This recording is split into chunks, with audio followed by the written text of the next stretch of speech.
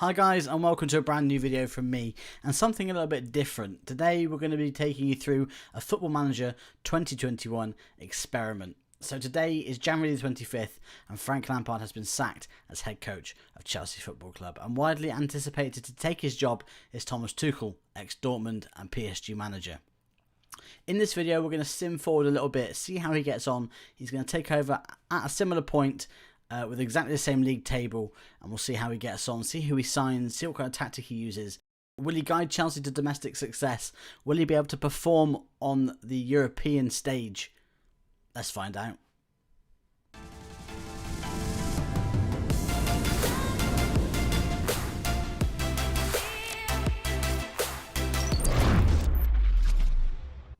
Hi guys, and welcome back to the channel. Today we've got something slightly different. We've got a bit of an FM experiment today.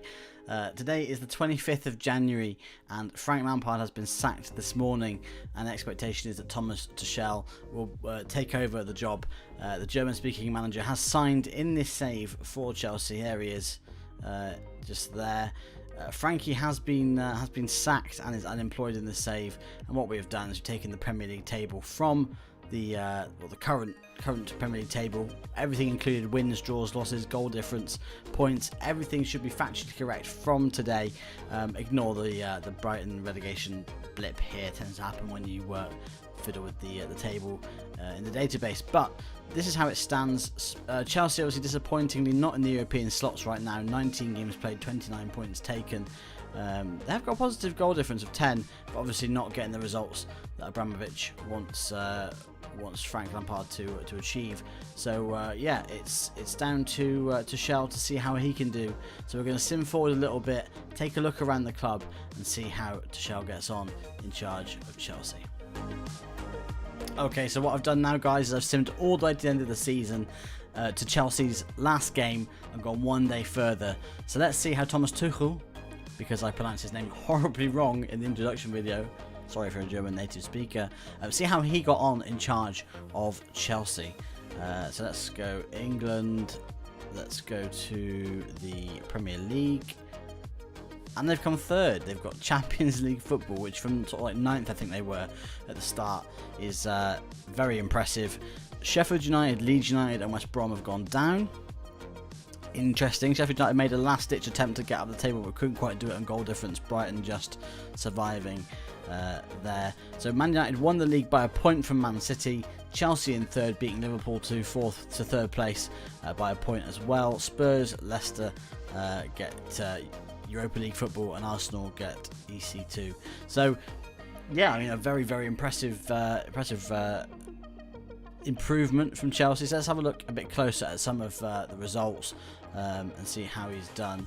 So media prediction was 4th. It actually came 3rd, which after, like I said, after a not so great start to the season, around the back end of January when he took over. Very impressive. So let's have a look at their results. So he took over on the 25th. So straight in with the game against Burnley in a 3-1 win. 1-0 win against Leeds. So still trying to find his feet, I feel, a little bit there. 1-0 draw against Sheffield United kind of confirms that. Then a run of 3 wins against some tough sides. I mean, Palace 2-1. They can be quite a defensive side. Arsenal and Spurs beating them. Arsenal in the FA Cup going through. Beat Dortmund in the Champions League first knockout round. That's very impressive. Followed by a 2-1 win in the second leg. So 4-1 on aggregate. It's pretty impressive. Wins against West Brom, Man City, draw against Fulham. Tend to struggle maybe against some of the teams which are struggling themselves generally. 1-0 draw against Liverpool in the Champions League quarter-final first leg. Liverpool did then beat them, so they got their own back for not being able to get third place from Chelsea. 4-1 on aggregate there. Dipped out of the FA Cup semi-final to Man City, and then obviously just the league to concentrate on, and only dropping 6 points in their remaining, 8 games. That's pretty impressive. So a strong finish to the season from Thomas Tuchel. We have now got the summer transfer window, pre-season, and into the next season. So what we'll do, we'll sim forward and we'll get to the January transfer window, back end of that, and see how he's done in the following season. So here we are, 1st of February. The January transfer window has now finished, and Thomas Tuchel has had another 6 months in charge of the club. So what we'll do, we'll have a little look and see.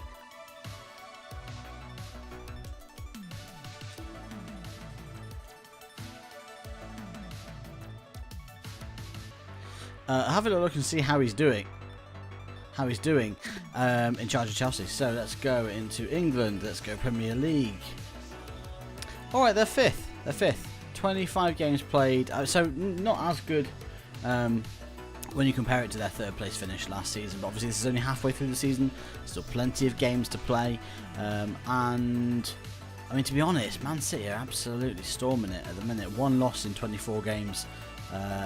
When you compare it to the rest of the league, even sort of likes of Man United with 3 and Liverpool with 5, Tottenham with 4, doing very, very well. But what we'll do, have a look closer at Chelsea and see. So he's still in charge. I see a couple of people on there I don't recognise from the Chelsea squad. So let's go to transfer history and see who he's brought in. So first of all, Rodri, obviously ex-Man City, ex-Atletico Madrid, of course, as well. They paid 81 million, rising to 85 with potential add-ons as well. That's quite a big fee. Leon Bailly, they spent 60 million on. Marcus Edwards for 23.5. Okay. Spurs. I thought it was Spurs he came from. In fairness to him, great physicals, good mentals, solid technicals as well. So I can't blame him for that. They brought in goalkeeper Alphonse Areola from PSG.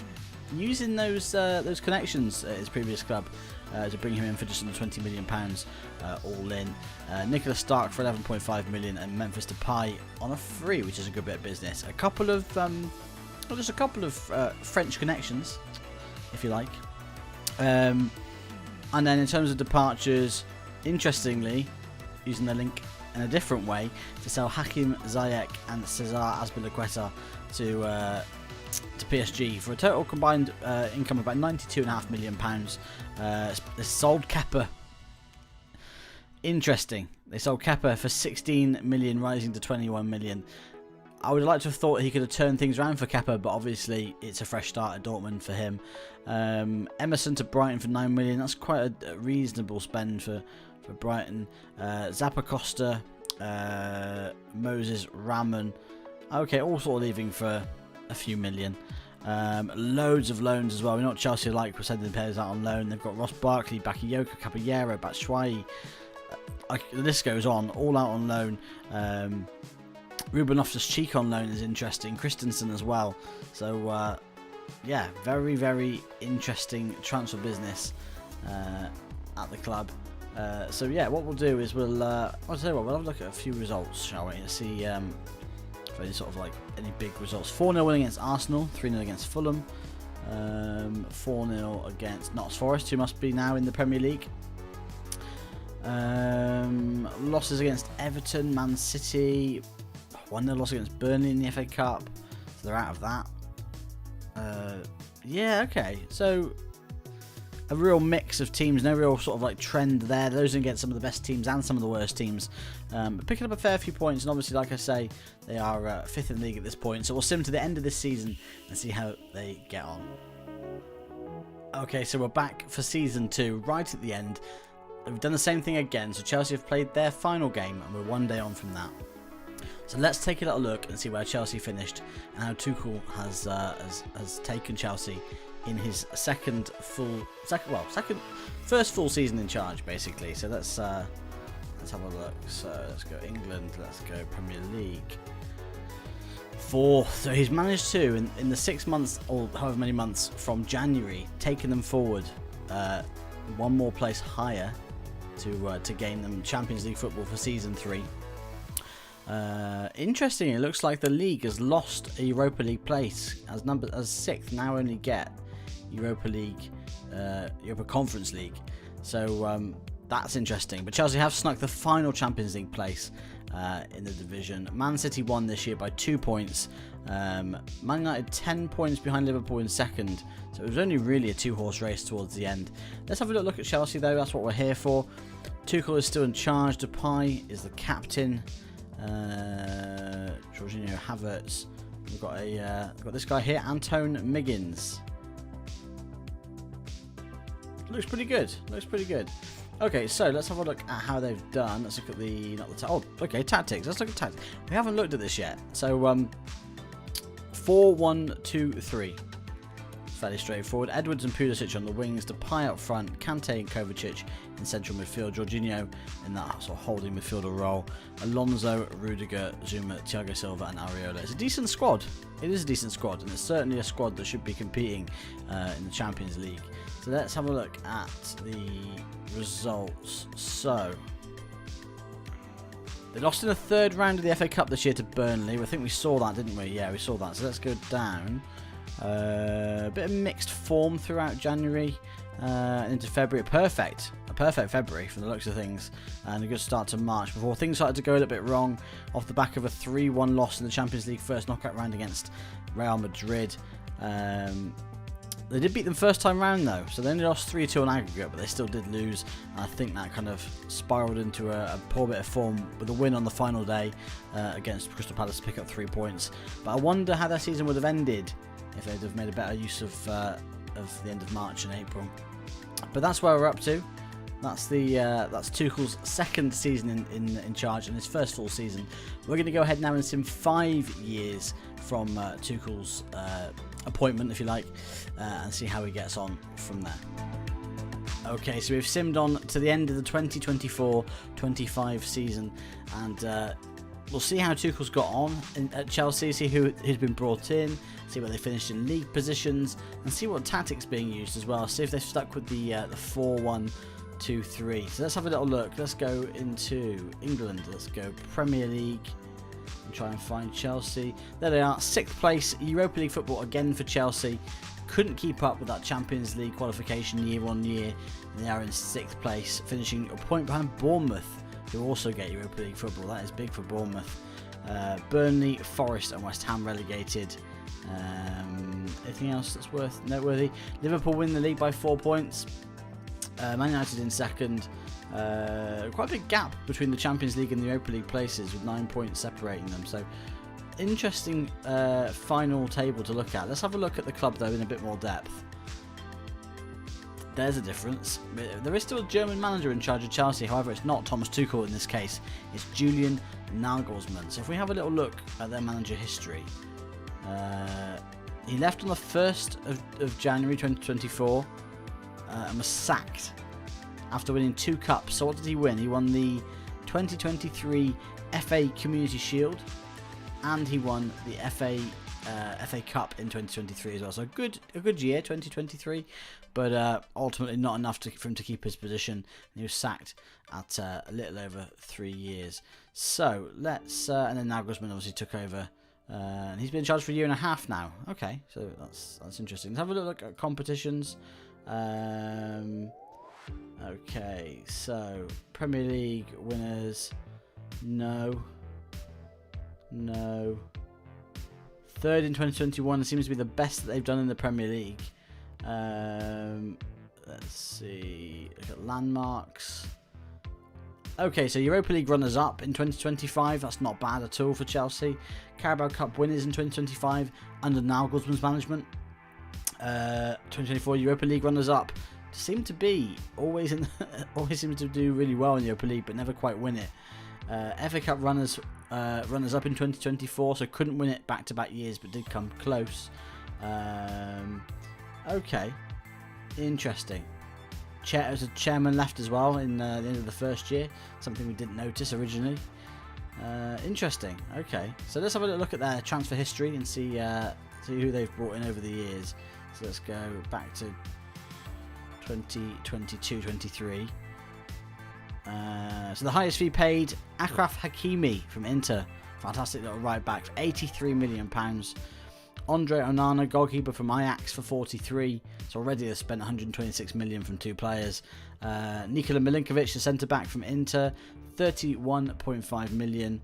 Malcolm from Zenit for 25. Lots of big money deals. Even some of these sort of lesser known players, you're still chucking sort of 10, 15 million pound around for these players. 235 million spent and 165 million pounds made through the sales of Kurt Zouma, Tammy Abraham, Andreas Christensen, Ruben Loftus-Cheek, Timothy Bakayoko, Ross Barkley, Rudiger.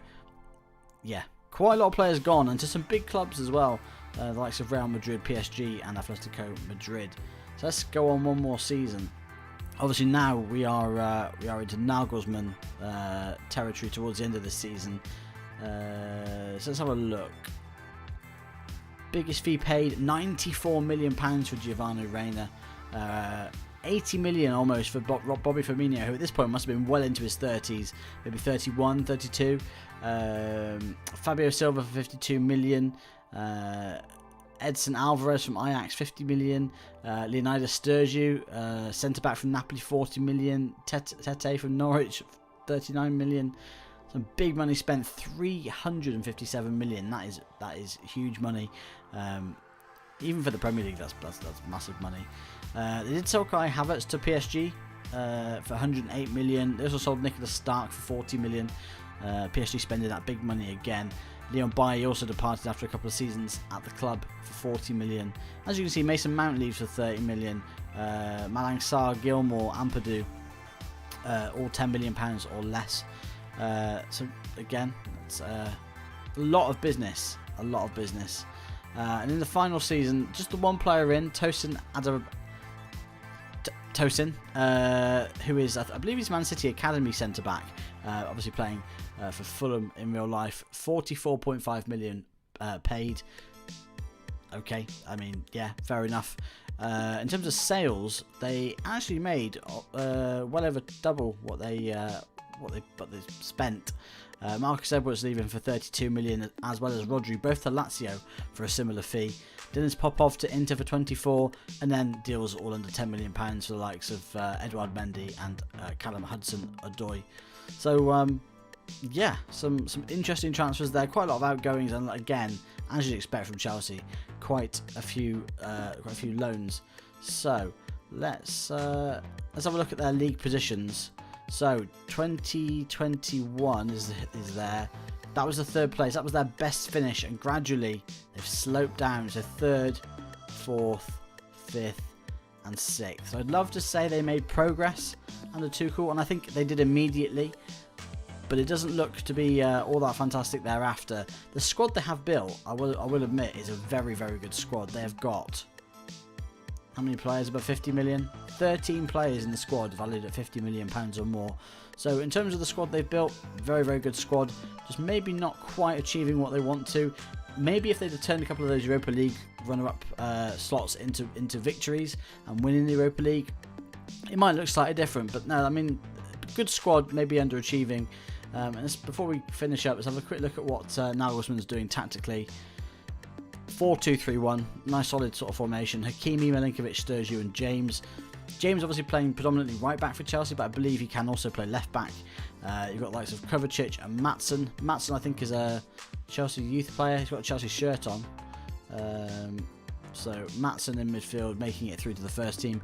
Malcolm, Giovanni Reina, Pulisic and Silva. So a bit of an American kind of link up in attacking midfield, and then Silva leading that line. So all in all, like I say, they built a fantastic squad.